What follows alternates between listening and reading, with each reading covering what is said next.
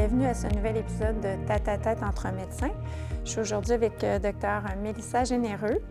Donc, je suis bien contente, Mélissa, d'être avec toi aujourd'hui. Je vais te laisser, je pense, te présenter ton parcours un petit peu professionnel, où tu pratiques, etc. Bien, avec plaisir. Mon nom, c'est Mélissa. J'ai gradué en 2009. J'ai fait un fellow en 2010. J'ai travaillé au début à Montréal, mais maintenant en Estrie depuis 2010. Finalement, je ne suis pas restée longtemps à Montréal.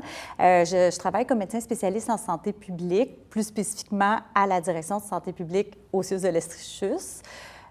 Puis, j'ai intégré les rangs comme professeur à l'Université de Sherbrooke, donc commencé comme professeur adjoint agrégé et maintenant titulaire à la Faculté de médecine des sciences de la santé, donc depuis aussi une quinzaine d'années. Donc, c'est à peu près ça mon parcours en gros. Donc, quand même, beaucoup de travail. On a connu un peu plus les médecins en santé publique pour la population générale, du moins pendant la pandémie. Puis même, je dirais même pour les médecins. Mais si on fait un petit retour, qu'est-ce qui t'a amené peut-être à te diriger en médecine? Puis à quel moment est-ce que tu as eu cette espèce de petit éclair? Oh, ça m'intéresse, moi, ce domaine-là. Ah, très jeune.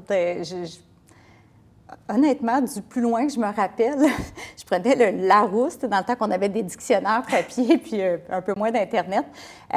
Puis j'étais fascinée par le système digestif, là. J'étais du genre un peu nerd, dans le sens faire des bricolages, où est-ce que je faisais l'intestin grêle, le gros intestin. Je sais que c'est bizarre, mais bref, j'aimais ça faire ça. Puis j'ai commencé à m'intéresser à l'anatomie. Puis après ça, je trouvais ça fascinant, le fonctionnement du corps humain, après ça, les cours de biologie. Mais je te dirais que par-dessus tout, il y avait ce volet-là de relation d'aide. C'est pas très original, mais qui me plaisait beaucoup. Mais par contre, pour moi, c'était encore ambivalent parce que mes deux parents sont professeurs de mathématiques, en statistique, les deux spécialisés. Puis j'ai toujours eu une fascination pour les mathématiques. Donc, je me disais, est-ce que je suis la voie de mes parents, prof de maths? Est-ce que je m'en vais comme médecin? Puis j'avais une troisième hésitation qui était de devenir actrice. J'aimais le théâtre, j'aimais l'art oratoire, on va dire, là, de prendre la parole devant un public. J'ai toujours eu un grand intérêt pour ça. Donc là, je me disais, c'est un peu embêtant, ces trois disciplines assez différentes. Puis je trouve que, sans savoir dans quoi je me dirigeais, de finalement aller en médecine, j'ai choisi cette voie-là, mais quand j'ai vu que la spécialité en santé publique existait, que je connaissais absolument pas, juste à lire un peu le descriptif de cette spécialité-là, je me disais, mon Dieu, il y a de l'épidémiologie, des statistiques pour mieux décrire la santé de la population, je vais nourrir cet intérêt-là. Il y a quand même la possibilité de donner des conférences, d'être beaucoup dans exprimer des idées partagées sur la place publique, sur la place médiatique. Donc, je trouvais que je pouvais peut-être réussir à combiner mes différents intérêts à travers cette spécialité-là. Puis je pense vraiment là, que je peux dire que c'est mission accomplie. Oui, puis on dirait qu'en santé publique, ça s'impose davantage que le médecin a un rôle dans la société. Tous les médecins ont un rôle dans la société, mais on dirait qu'il est plus incarné, ce rôle-là. Donc, pour toi, c'est important d'avoir ce rôle-là aussi dans la société, d'être bien présente. Oui, puis c'est quelque chose qui...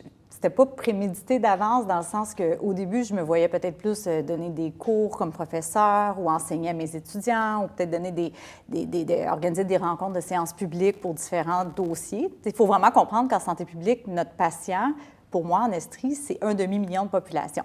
Donc, c'est sûr que je ne peux pas avoir du relationnel sur une base individuelle avec chaque personne qui a un enjeu de santé publique. Évidemment, on a des discussions individuelles parce qu'on enquête des maladies à déclaration obligatoire ou des cas d'épidémie ou des situations très précises. Mais la plupart du temps, le but de faire ça, c'est de détecter un enjeu qui est un peu plus large, qui concerne un bassin plus grand de population. Donc, forcément, on doit communiquer avec des stratégies un petit peu plus populationnelles. Mais pour être bien honnête, au début, je n'avais pas vraiment entrevu la possibilité de pouvoir être plus sur la place publique à travers les médias. Je trouvais que ça avait l'air d'être un aspect intéressant, mais je ne savais pas trop à quel point... c'est pas tous les médecins en santé publique qui vont nécessairement prendre cette place-là. Mais j'ai comme eu des astres bien alignés dans ma vie, je ne sais pas trop comment dire. J'étais en train de faire ma maîtrise de santé publique qui fait partie là, de notre formation de 5 ans pour devenir un médecin spécialiste en santé publique. Puis pendant ma maîtrise, bien, j'ai eu un coup de chance, si on veut. J'ai comme trouvé des résultats quand même assez particuliers qui, en grosso modo, qui étaient que les femmes enceintes qui vivent près des autoroutes à Montréal avaient 20 plus de chances d'accoucher prématurément ou d'un bébé de petit poids que celles qui habitent plus loin en raison d'exposition à la pollution. J'ai réussi à trouver ça dans une grosse base de données, comme je te dis, un peu, peut-être un coup de chance, mais bref, il y a quelqu'un dans les médias qui a vu ça, puis là, c'est parti en grande, puis là, jusqu'au New York Times. En tout cas, j'ai comme même gagné un prix cette année-là d'un des chercheurs, même si je n'étais pas vraiment chercheur, qui a fait le plus parler de ses travaux dans l'année à l'Université de Montréal. Donc, j'ai vraiment vu à ce moment-là que, oui, parler de ses travaux, c'est une chose, mais j'ai vu que ça avait eu de l'influence jusqu'à l'Assemblée nationale, qu'à cause de ces travaux-là, on en venait à revoir un peu, est-ce qu'on ne devrait pas mettre plus de politique publique pour limiter la pollution atmosphérique et protéger les femmes enceintes? Donc, j'ai fait, oh wow, juste avec des travaux sur quelques mois, avec un bon échange aussi au niveau médiatique, puis avec qui s'est rendu jusqu'au monde politique, on pouvait changer des choses quand même à grande échelle. Donc, assez rapidement, là, j'ai eu cette piqûre-là, puis j'ai essayé de le développer tout au long de ma carrière.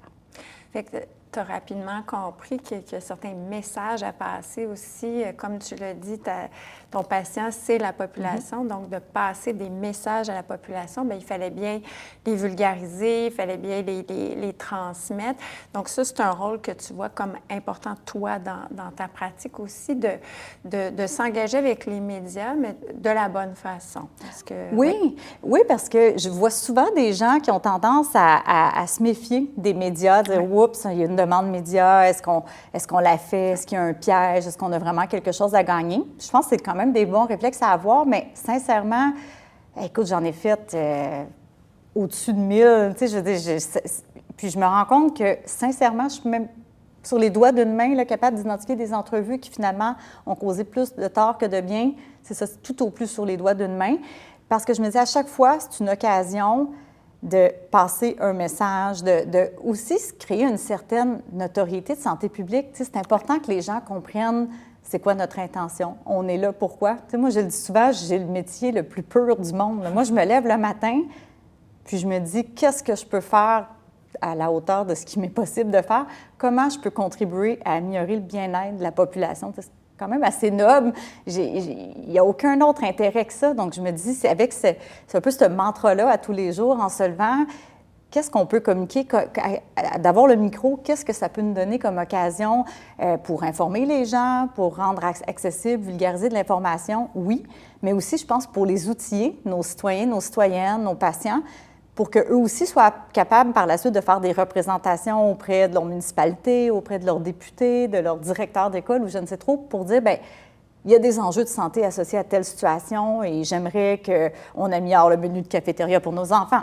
J'aimerais qu'on prenne des meilleures décisions ou qu'on investisse plus d'argent pour tel programme sportif ou peu importe, là, les possibilités sont infinies, qu'on plante plus d'arbres dans le parc parce qu'il va faire moins chaud dans mon quartier. Donc, si on informe les gens, on leur donne un peu ce pouvoir-là d'être capable de eux aussi exercer une pression envers les décideurs, mais je me dis, on a un effet multiplicateur, puis on a plus de chances d'avoir des bonnes politiques publiques et des environnements qui créent plus de santé.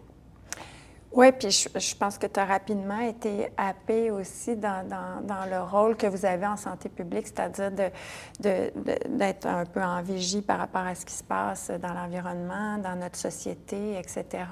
Je ne sais pas si tu voudrais nous parler un petit peu de ton rôle que tu as eu à jouer très rapidement au début de ta pratique, un moment, je pense quand même charnière là, dans ton parcours professionnel.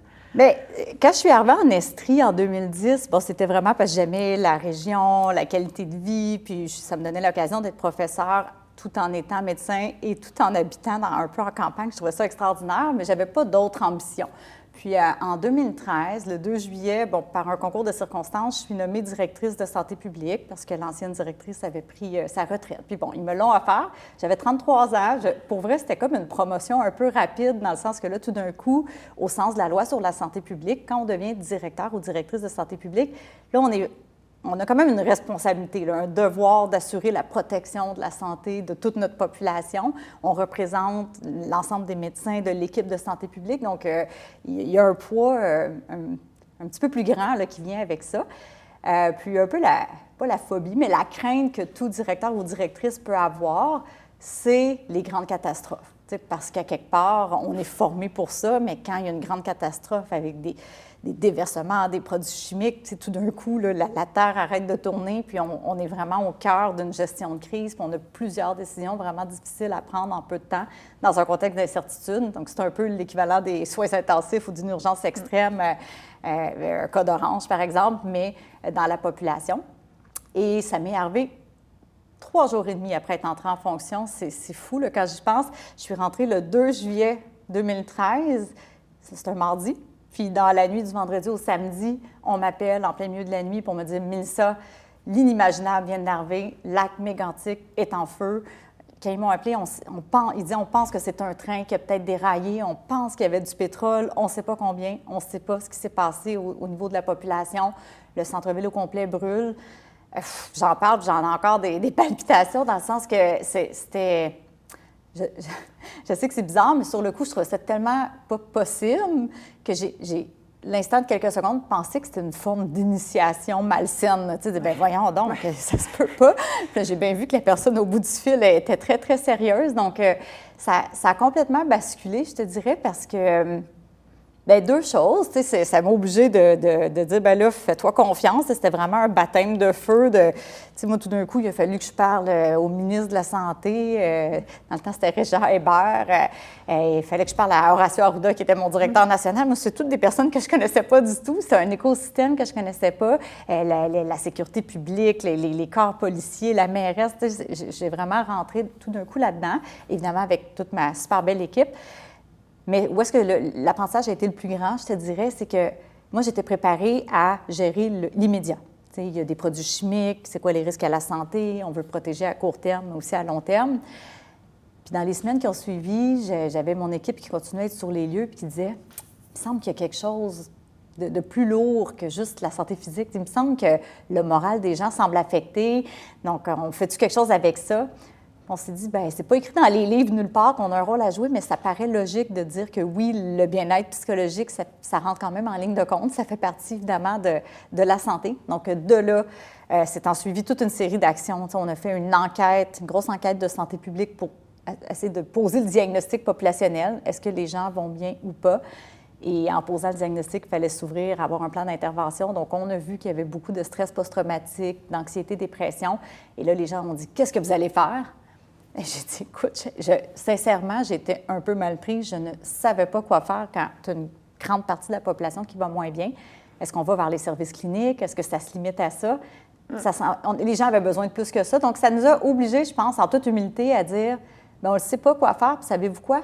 On ne le sait pas parce que c'est tellement personnel à une communauté, ce qui va les aider à aller mieux, qu'on va aller consulter la communauté. Donc, ça nous a obligés à retourner dans la communauté et à dire, vous, là, qu'est-ce qui est important pour vous? Comment on peut vous aider? Puis d'ouvrir ce dialogue-là, là, de vraiment redonner le pouvoir au peuple, aux communautés, puis de les laisser, eux, identifier ce qui les aiderait.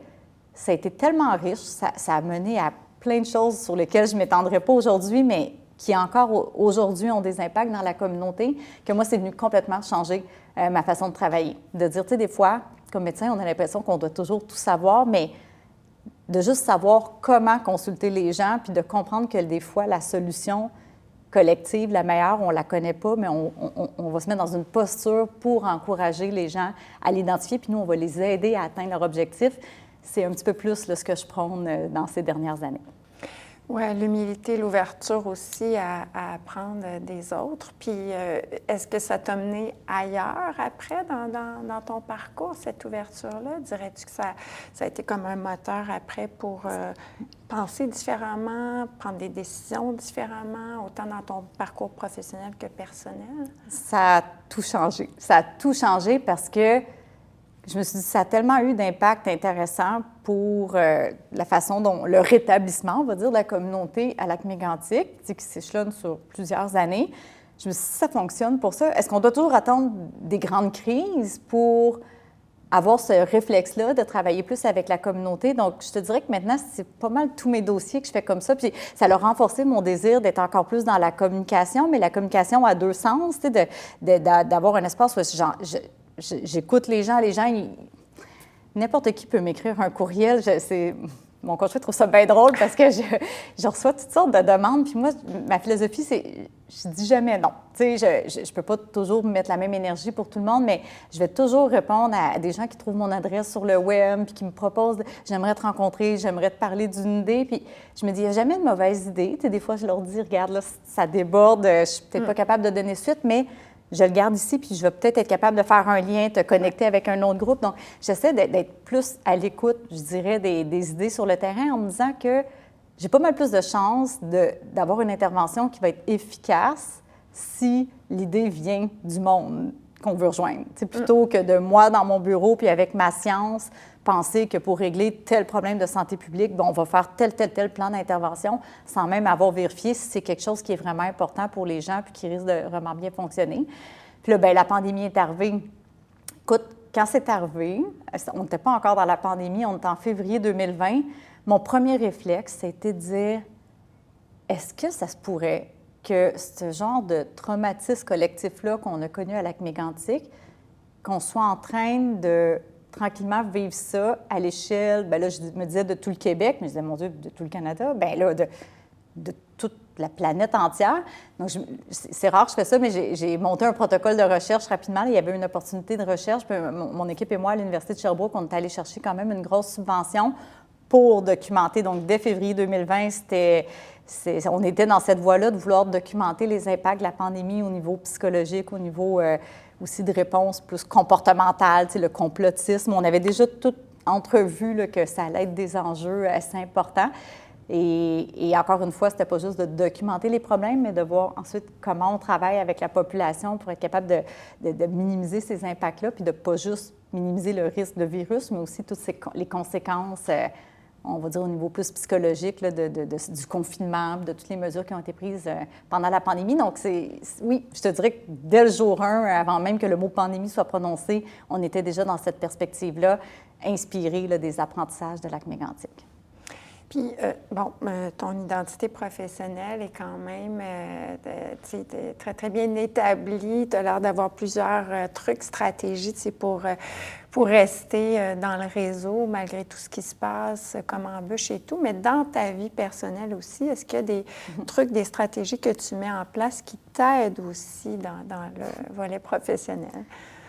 En fait, tu sais, on dit souvent cordonnier mal chaussé. Donc, j'ai beau, tu sais, tranquillement, avec les années, m'être plus spécialisée dans la santé mentale de la population, puis tout particulièrement des jeunes. J'ai tranquillement, avec la pandémie, j'ai vu que c'était un morceau quand même assez important. Puis, tranquillement, je suis moins dans la gestion de crise, mais plus dans l'accompagnement des jeunes, les milieux scolaires et tout ça, les parents au niveau de la santé mentale. Puis chez nous, bien, ça donne qu'on est une famille recomposée, donc on a 5 enfants, mon conjoint puis moi. C'est quand même un défi, je me dis, c'est une chose de l'écrire, de le partager, de le communiquer, de l'étudier, mais quand vient le temps de l'appliquer chez soi, là, encore une fois, il y a un exercice d'humilité ici qui s'applique parce que ça m'oblige à me rendre compte que c'est bien beau de se faire dire comme parent, vous devriez faire ci, vous ne devriez pas faire ça, par exemple, la fameuse tablette puis le temps d'écran. Mais quand c'est le temps de l'appliquer à la maison, on voit toutes les embûches. Donc, je te dirais que j'essaie vraiment de garder le côté humain. Tu sais, on est des humains, évidemment. On a nos familles, nos proches, on a nos forces, mais on a aussi nos faiblesses. Puis me rappeler que ça, quand je travaille, tu sais, que les gens avec qui je travaille, c'est des humains aussi. Donc, j'essaie vraiment peut-être dans une posture empathique, tu sais, de me mettre dans leur peau puis de comprendre que, justement, comme bon médecin, tu pourrais juste donner une recommandation, puis moi, je check, j'ai l'impression que j'ai fait ce que j'avais à faire, mais non, il faut vraiment aller plus loin, voir comment les gens vont le recevoir, puis comment je peux vraiment les accompagner pour qu'ils se sentent rejoints, puis vraiment outillés, là, puis pas juste se faire dire « vous devriez faire ci, vous devriez faire ça ». Mais à la maison, bien, c'est ça, c'est des défis, puis il se passe des hauts, des bas dans notre famille, donc j'essaie d'appliquer ce que je prône, mais je te dirais en toute sincérité que c'est pas toujours évident, là. Oui, bien, il y a un médecin de famille Dr Burel, qui dit une belle phrase, je pense qu'il a écrit un livre aussi, puis il la mentionne, mais il dit toujours « Je suis mon premier patient le matin ». Puis en fait, ça a l'air d'un cliché, mais c'est très, très vrai parce que l'autocompassion, ça commence comme ça. Si tu ne te donnes pas un minimum, comment tu es capable après de poursuivre ta journée? Fait qu'autant dans ta vie personnelle que professionnelle. Puis je dois dire que quand j'ai lu un article aussi, je change un petit peu de sujet, mais quand j'ai lu un article récemment qui disait que tu étais allée aux Jeux olympiques comme bénévole, mais là, je me suis dit, OK, une autre corde à son arc, elle fait aussi du bénévolat. Donc, ça m'a intriguée, puis c'est certain que ça, j'avais le goût qu'on aborde ça parce que, comme médecin, on a le goût de contribuer largement, souvent, puis en santé publique aussi. Puis là, on voit que ça déborde la médecine pour toi. Tu as le goût de contribuer aussi autrement. Donc, qu'est-ce qui t'a attiré là-dedans? Eh bien, écoute, bien, en fait, je pense que ça vient un peu teinter ma façon d'approcher la vie. C'est que j'essaie de ne pas avoir trop de plans de match dessinés d'avance parce que je trouve que quand on a un cadre trop rigide, ça devient facile. Premièrement, on peut rentrer dans le confort un peu de nos routines, de nos petites pantoufles. Moi, là, comme médecin en santé publique en Estrie, ça fait 15 ans que je fais ça. C'est rendu confortable. Même les crises ou les situations plus olé, les médias, je suis rendue confortable avec ça. Fait que les gardes, c'est de la routine pour moi. Mais là, quand j'ai vu, écoute, en juin 2024, là, je veux dire, on s'entend, c'était un mois avant les Jeux olympiques. C'était absolument pas planifié. Je vois une revue Medscape, là, à laquelle la plupart des médecins, on est abonnés. Là. Écoute, j'étais dans mon lit un dimanche matin, mon chum dormait encore. Puis là, je regardais sur mon cellulaire. Puis là, je vois un article sur les Jeux olympiques. Je m'en vais le lire. Puis c'était le médecin un peu en charge du recrutement qui disait que son équipe n'était pas encore complétée, que les médecins sportifs avaient tous été recrutés, mais qu'ils cherchaient d'autres types de médecins. Il ouvrait la porte un peu sur la santé publique. En tout cas, moi, c'est comme ça que je l'ai perçu. Puis ça disait, si vous avez un intérêt, veuillez écrire. Enfin, j'ai copié-collé. J'ai tout de suite, de mon cellulaire, écrit « Bonjour, je me présente, j'aurais peut-être des disponibilités. » J'avais des vacances. Ma dernière semaine de vacances coïncidait avec le début des Jeux olympiques. J'ai dit ça sans parler à personne chez nous. J'ai envoyé ça, puis là, c'était bien drôle parce que dans la journée, je disais à mes enfants « Hey, je vais peut-être aller aux Jeux olympiques », mais je ne croyais pas vraiment. Là. Puis finalement, écoute, ils me répondent en dedans de 24 heures. Ils me disent « Bien oui, on est intéressés. Puis nous, ce qu'on cherche, c'est des médecins pour la Mind Zone, une zone de bien-être, zone de santé mentale pour les jeunes athlètes. » Je dis « Bien voyons. » Je dis « Wow, OK, les astres sont vraiment alignés. » Là, moi, je ne suis pas tant superstitieuse, mais je crois quand même des fois qu'il y a des choses comme ça, des signes de la vie, là, quand les choses s'alignent bien. Pour moi, je le vois comme un signe de « pense pas trop, puis fonce ». Donc, c'est un peu ce que j'ai fait. J'ai pas trop pensé, puis j'ai foncé. Je disais à ma famille, je suis correcte. Ça défaisait tous les plans de la 3e semaine de vacances, mais je suis correcte. Puis ma famille, on dit « Maman, on te connaît. » Go! Puis c'est comme ça qu'on t'aime, puis va vivre ton expérience, on va s'adapter autour, on va être fiers de te suivre à distance, puis reviens-nous avec plein de belles histoires. Donc, ils ont été super gentils, je trouve, de me laisser vivre cette folie-là. Puis écoute, c'était vraiment une folie dans le sens où c'était extraordinaire. Moi, je suis quelqu'un qui aime ça, être en mode exploration, découverte. Puis, écoute, je me rappelle au début, j'arrivais à Paris, puis je voyais des pancartes, des jeux, puis je prenais tout en photo. Puis à la fin de la semaine, je me disais, c'est juste ça que j'ai vu. Finalement, c'était toutes des choses nouvelles. C'était de sentir que ce qu'on voit à la télé, les yeux de toute la planète sont rivés sur un événement. Je suis là au village olympique, je suis là avec les athlètes de tout pays, toute discipline, à vivre des moments extraordinaires. Je me sentais choyée, écoute, j'en reviens toujours pas. Là. C'est vraiment avec gratitude là, que je suis allée là, puis c'était un beau donnant-donnant. En fait, des fois, je considère que j'ai plus reçu que j'ai donné parce que c'est des moments qui vont... Encore une fois, je me dis, je vais essayer d'être inspirée de ça, les jeunes que je suis allée rencontrer là-bas, oui, c'est des athlètes de haut niveau, mais c'est quand même des jeunes. C'est des jeunes qui vivent avec des enjeux de réseaux sociaux, de solitude, de pression de performance, que nos jeunes à nous, dans leur vie ordinaire, vivent aussi. Donc, j'essaie de me dire, bien, regarde, c'est venu dans ma vie, puis comment je peux tirer profit de cette expérience-là, puis ramener un petit bout de ça au Québec, dans ma pratique. Donc, c'est un peu comme ça que j'ai vu la chose. Est-ce que je suis revenue super reposée de mes vacances? Pas tant que ça, mais reposée dans l'âme, là, dans le, un peu d'être juste pleinement satisfaite de l'expérience que je viens de vivre. Pour moi, c'était suffisant. Fait que ton épanouissement de façon générale, je sens que tu le gagnes à puiser dans ces opportunités-là que tu as. Tu n'hésites pas à les prendre. Est-ce que c'est arrivé au contraire que tu dises « Oh non, ça, je vais pas là » ou tu demeures quand même Bien, c'est sûr que dans les 2 dernières années, j'ai été un peu plus invitée à la prudence parce qu'on a aussi nos vies personnelles. Puis moi, malheureusement, il y a 2 ans, un petit peu moins que 2 ans, dans nos 5 enfants, je me permets de le dire parce que je l'ai écrit sur les réseaux sociaux, fait que j'avais l'accord du jeune en question, mais le fils à mon conjoint, qui avait 14 ans à l'époque, on apprend soudainement à l'automne 2022 qu'il y a une leucémie myéloïde aiguë qui va être hospitalisé pendant 6 mois avec une greffe de moelle osseuse à la fin de ce 6 mois-là à Sainte-Justine. Donc, ça a été, pour un médecin, j'ai beau pas être hémato-oncologue, j'étais capable d'aller fouiller et de comprendre que c'était troublant, à tout le moins. Puis là, j'ai beau vouloir m'emballer dans plein de choses, là, il y a vraiment quelque chose au fond de moi qui me disait, c'est un peu bizarre, mais trouve un équilibre, garde cette flamme-là pour le travail, parce que pour vrai, si tu arrêtes tout puis tu te mets à juste penser alors qu'on est impuissant, puis j'ai beau penser à ça, ça va pas rien changer, puis c'est pas moi son médecin traitant, donc je suis un peu impuissante, mais en même temps, il fallait quand même se garder un peu plus d'énergie vitale pour la famille. Tu sais, là, tout d'un coup, le rôle de mère, de belle-mère, m'occuper des 4 autres enfants, bien, être là pour mon conjoint qui vit des choses pour Evan, l'enfant en question. Donc, ça m'a quand même rappelé que c'est correct de s'investir au niveau professionnel, mais que des fois, il faut être capable de dire non. Donc, pour une des premières fois dans ma vie, j'ai quand même dit un petit peu plus souvent non à certaines choses que je trouvais intéressantes, mais que là, clairement, ça dépassait le cadre de ce que je pense qui était raisonnable de faire vu cette histoire-là dans laquelle on était plongé. Mais là, la bonne nouvelle, c'est qu'il a fait ça comme un champion. Puis ça fait depuis une année là, à peu près qu'il est ressorti de Sainte-Justine. Puis donc, il a fait ça comme un champion. Mais quand même, ça m'a rappelé qu'il ne faut peut-être pas trop s'user ou il faut garder un certain équilibre et être capable de garder l'énergie nécessaire pour les besoins de notre famille, de nos proches, puis aussi pour nous. Oui, puis je sens que tu intègres bien ça, là, tu sais, travail, vie familiale, parce que tu l'as dit, vous avez une famille recomposée. C'est le lot quand même de plusieurs médecins, de plusieurs femmes médecins, de plusieurs femmes dans la société aussi, d'avoir à composer avec tout ça. Fait que je te lève mon chapeau, là, avec 5 enfants, avec les scénarios dont tu viens de décrire aussi, tous les imprévus qui arrivent, autant personnels que professionnels. Et peut-être en se laissant...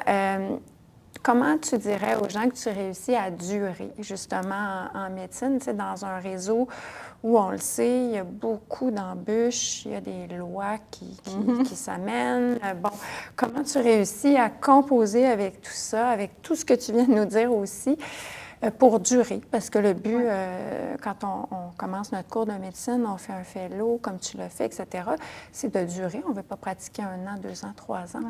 Donc, qu'est-ce que tu fais? Faut toujours que je garde un sens à mon travail.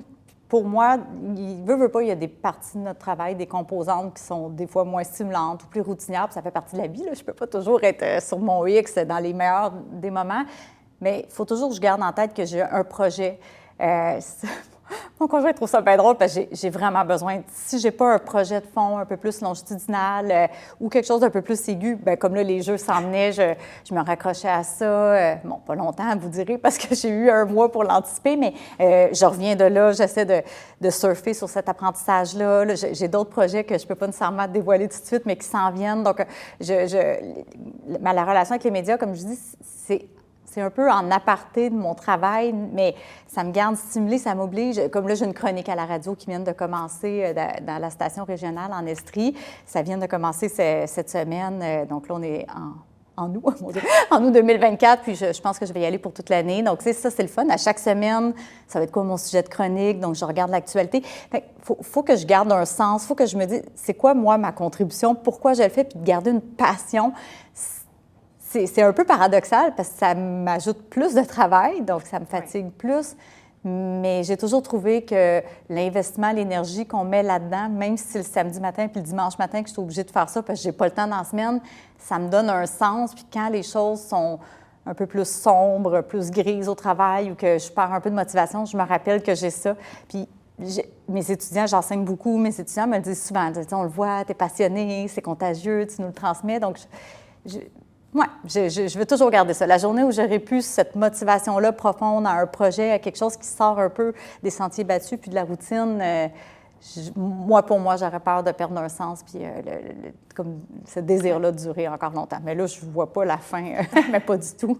Mais on voit que tu te nourris de certaines activités importantes pour toi, puis on le sait que c'est documenté en plus dans la littérature, que ça prévient l'épuisement professionnel, de se nourrir d'activités qui nous passionnent dans notre travail, mais aussi à l'extérieur.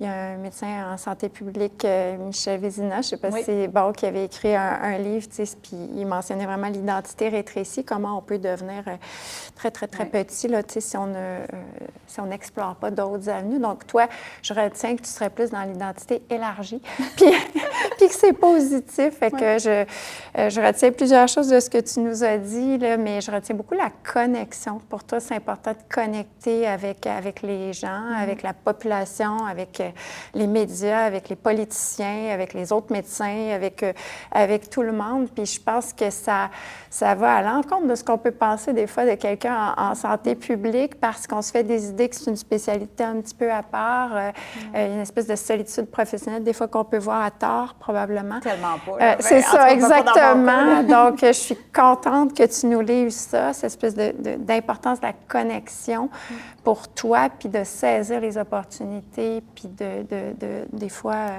de foncer davantage pour durer. Donc, merci beaucoup d'avoir partagé ça aujourd'hui avec nous. Merci de m'avoir invitée, c'était super sympathique.